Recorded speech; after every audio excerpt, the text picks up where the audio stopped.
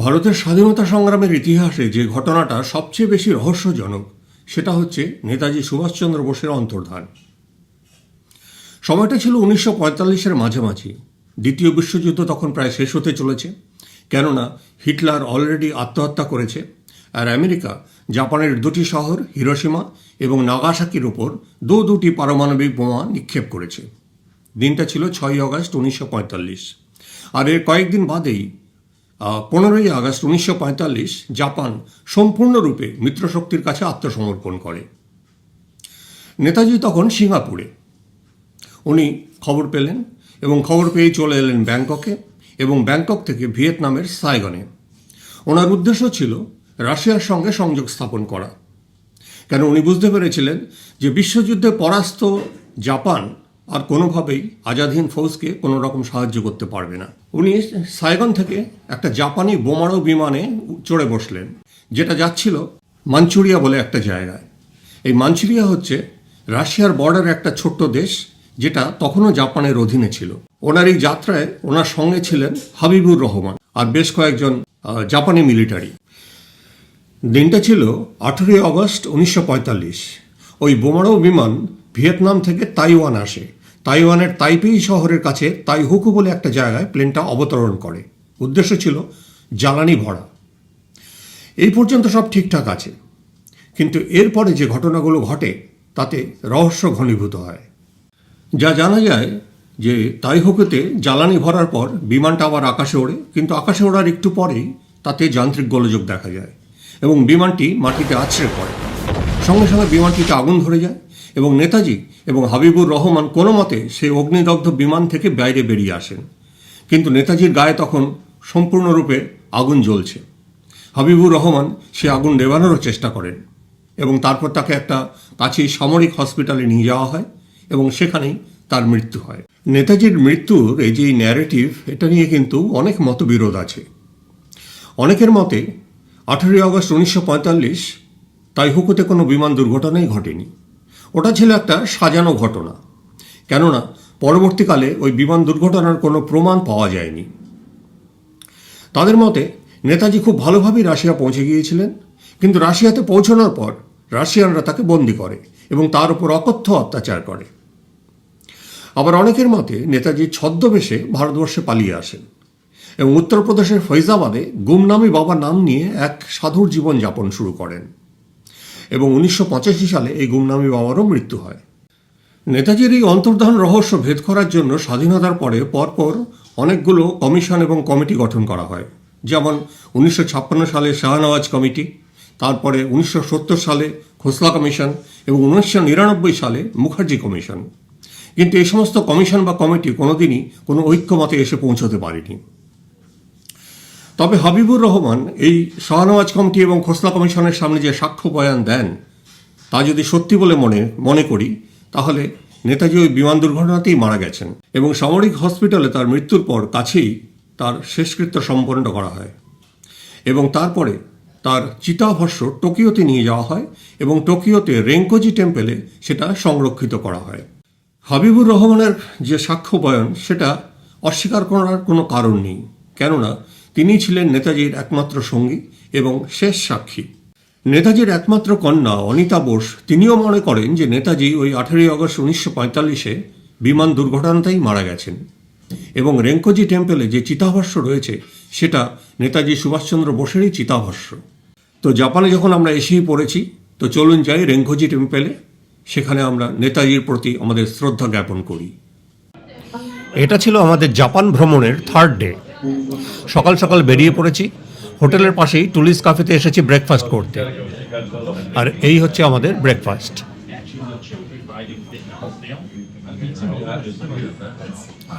বাইরে প্রচণ্ড ঠান্ডা এবং তার সঙ্গে ঝিরঝিরে বৃষ্টি হয়েই চলেছে।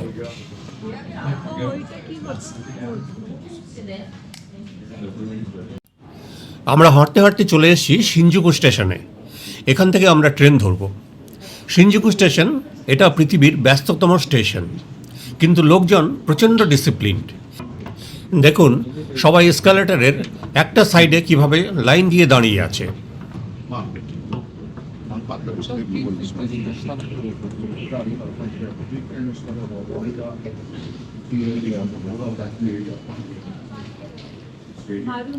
শিনজুকু থেকে আমরা ধরব মারুনোউচি লাইন, যাব স্টেশন হিগাশি কোয়েঞ্জি, মাত্র 4টে স্টেশন।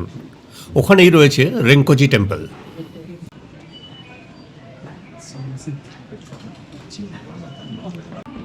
অফিস টাইম শুরু হয়ে গেছে, তাই একটু একটু করে ভিড় বাড়ছে। এখানে প্ল্যাটফর্মে সবাই লাইন দিয়ে দাঁড়ায়। ট্রেন এলে, ট্রেন থেকে সবাই লোক নেমে গেলে তবেই ওরা লাইন দিয়ে ট্রেনের মধ্যে ওঠে।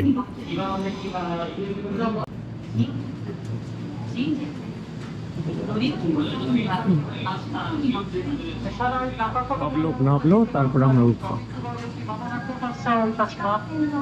電車は荻窪行き荻窪行き発車になってどうも閉めかけていただきます。今の右手からマイクを渡します。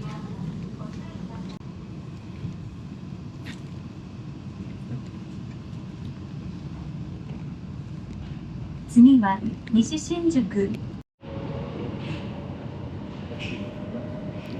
এখানে রাস্তাঘাট, স্টেশন, ট্রেন খুব পরিষ্কার পরিচ্ছন্ন, যেটা আমাদেরকে খুব মুগ্ধ করেছে। তবে এবার উঠতে হবে। সামনেই আমাদের গন্তব্যস্থল হিগাশি কোয়েঞ্জি বা M04।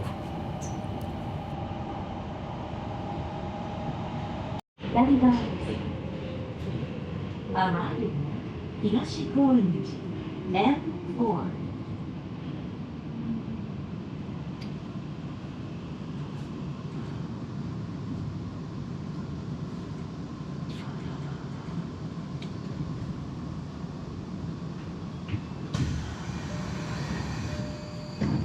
東高円寺、東高円寺です。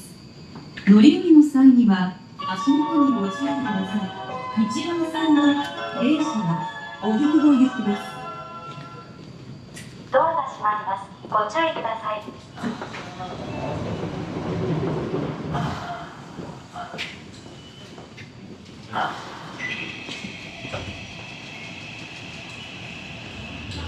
হ্যাঁ, একটাই।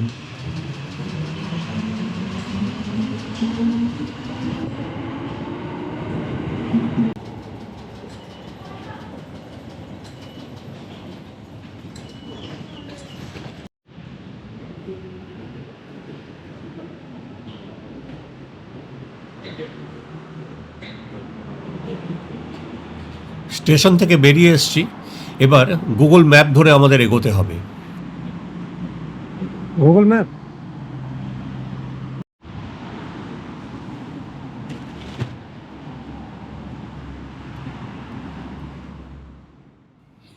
বৃষ্টি হয়েই চলেছে, থামার কোনো লক্ষণই নেই।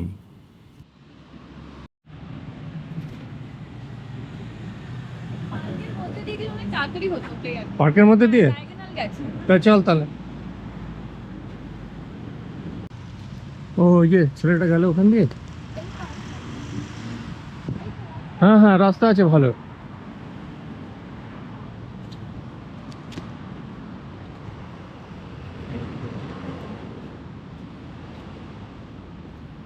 একটা শর্টকাট রাস্তাও খুঁজে পাওয়া গেল গুগল ম্যাপে। এটা পার্কের মধ্যে দিয়ে।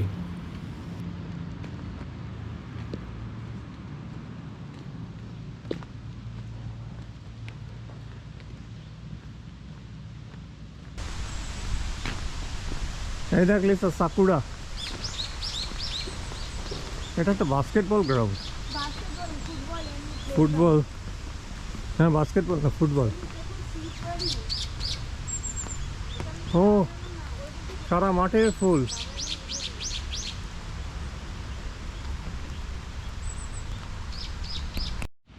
লিসা একটু দেখতো এখানে কি লেখা আছে গুগল ট্রান্সলেটে।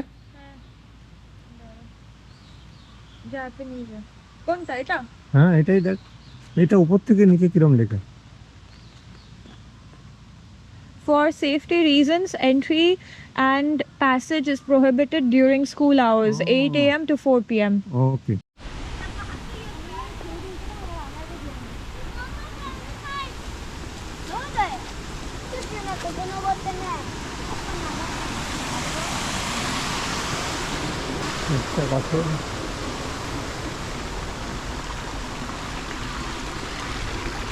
কনিচিওয়া こんにちは。寒いですね。大丈夫ですか。桜。 সাকুরা ইয়া সাকুরা お気をつけて。 জাপানি ভাষায় কনিচিওয়া মানে হচ্ছে হ্যালো।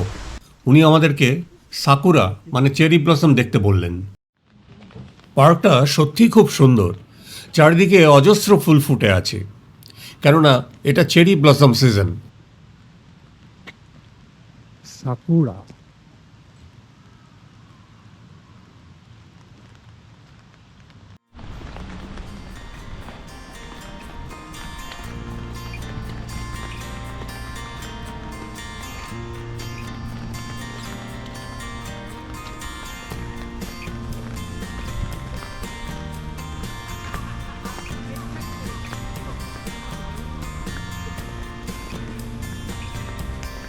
সেই গুগল ম্যাপ দেখেছিস?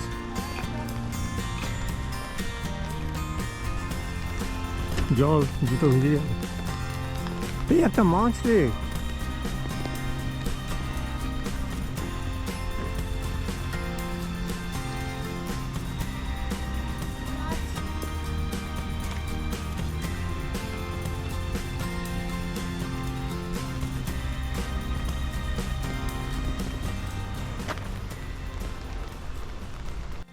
এই যে এখানে পার্কের নামটা লেখা রয়েছে, স্যানশিরো মোরি পার্ক।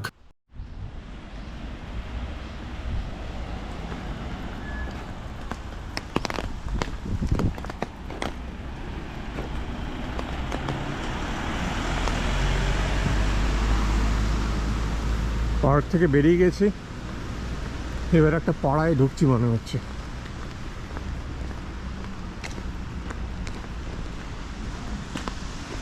রাস্তাঘাট ভীষণ পরিষ্কার।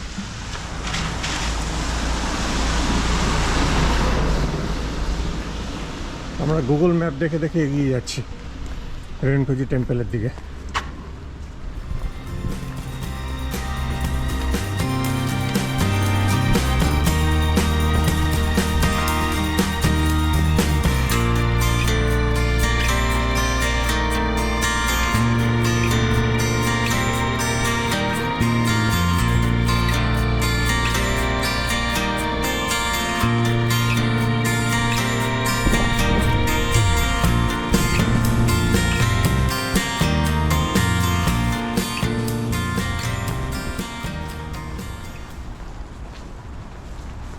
এইটা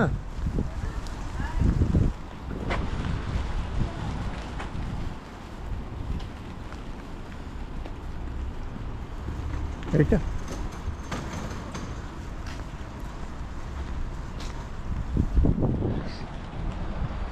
Renkoji temple, Renkoji temple, Renkoji temple. এসে গেছি আমরা সেই মন্দিরে যেখানে আমাদের প্রাণের মানুষটার শেষ রয়েছে।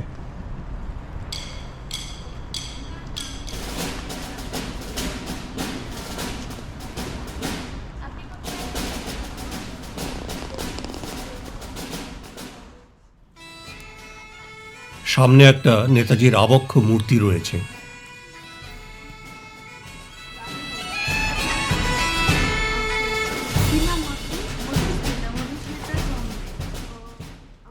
আমাদের মতো এখানে দর্শন করতে আরও দুজনকে দেখতে পেলাম। এনাদের সঙ্গে আলাপ হলো, এনারাও বাঙালি, দিল্লিতে থাকেন। না, বন্ধ থাকে, শুধু 18ই আগস্ট খোলে। এটা ভিজিটার সেন্টারটাও বন্ধ আছে। হ্যাঁ, এটা বন্ধই আছে।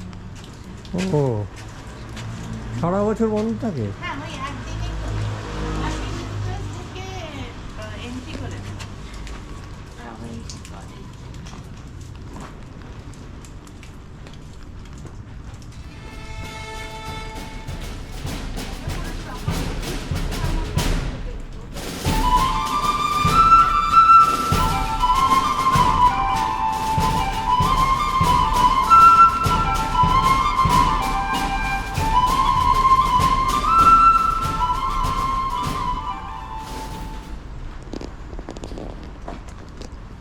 এটা মন্দিরে ঢোকার জন্য হাত ধোয়ার জায়গা। সমস্ত এদের মন্দিরে এরকম রয়েছে। এখানে হাত ধুয়ে মন্দিরে ঢুকতে হয়।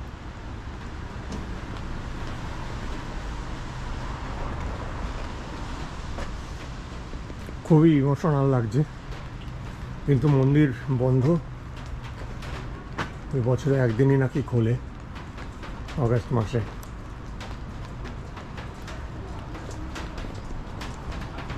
এখানে কি রয়েছে চিতাভস্ম জানি না, বলার কেউ নেই।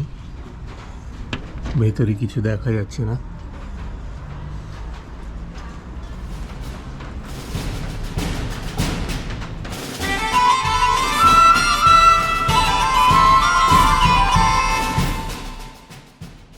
এটাই মন্দিরের মেইন দরজা, কিন্তু এটা বন্ধ।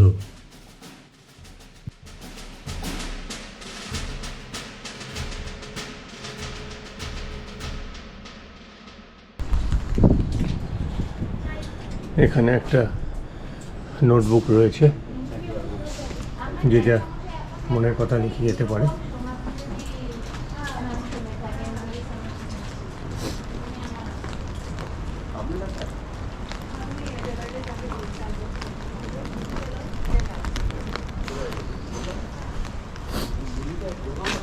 সাইকেল রাখা রয়েছে, মগ, বালতি, বাসন সব রয়েছে। মানুষ এখানে থাকে, কেউ হয়তো বন্ধ করে ভেতরে আছে, কারোর সঙ্গে কথা বলার কোনো উপায় নেই। সুন্দর ফুলের গাছ, জুঁই ফুলের মতো, কী ফুল জানি না, এ সাকুরাই হবে, সাকুরা, সাদা, খুব সুন্দর সাকুরা। না, এ ফুলে কোনো গন্ধ নেই।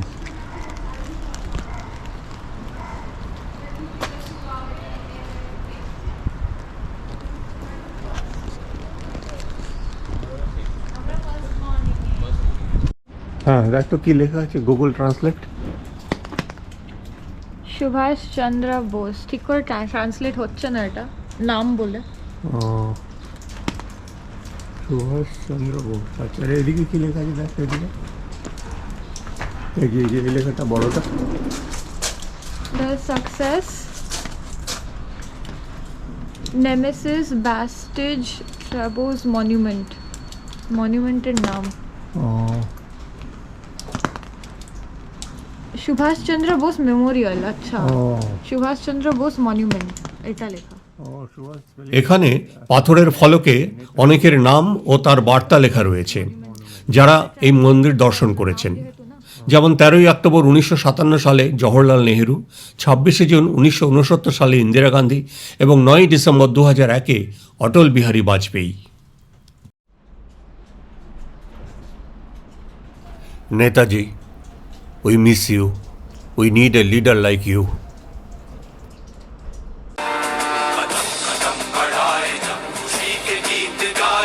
ये जिंदगी है कौम की, तू कौम पे लुटाए जा।